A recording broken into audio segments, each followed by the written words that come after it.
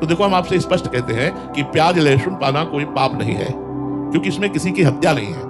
जो संशय रहते हैं, एक है कि जैसे संसार में रहते हैं बहुत सारे लोग हैं जो अलग अलग ऑफिस में काम करते हैं, तो उनका एक संशय बड़ा ही रहता है कि जैसे इसमें खाने के नियम होते हैं, तो कभी गलती से कल खा लिया, कोई बात नहीं, कोई बात नहीं। हाँ, ये चीज गलती से हम मांस ना खाएं, गलती से हम अंडा ना खाएं, लेकिन अगर प्याज लहसुन पड़ा हुआ भोजन मिल गया है और ऐसे पा लिया, तो देखो हम आपसे स्पष्ट कहते हैं कि प्याज लहसुन पाना कोई पाप नहीं है, क्योंकि इसमें किसी की हत्या नहीं है।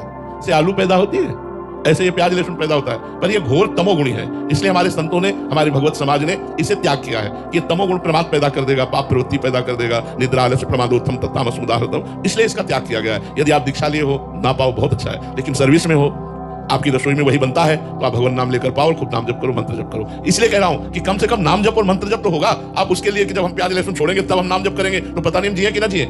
प्याज लहसुन को निमित्त बनाकर हमारा जीवन व्यर्थ चला जाए, नहीं, बिल्कुल ऐसा नहीं। बहुत से विद्यार्थी हैं, बहुत से हमारे सर्विसमैन हैं, बहुत से व्यापारी हैं जो देश विदेश जाते हैं। हम ये प्रार्थना करेंगे कि आप मांस मत खाओ, आप शराब मत पियो, आप अंडा मत खाओ, इसमें दूसरे जीवों की हिंसा और अपनी बुद्धि का भ्रष्ट होना।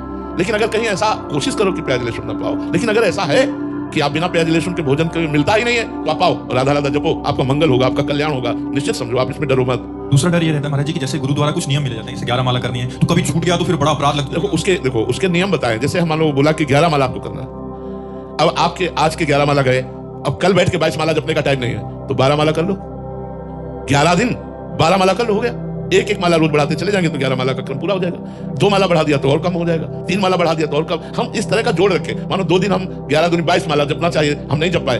अब हम जपना जब शुरू करेंगे तो 22 को हम पूरा करेंगे, एक एक 2 माला रोज बढ़ा करके 22 संख्या को पूरा कर देंगे, गुरु आज्ञा पूरी हो गई।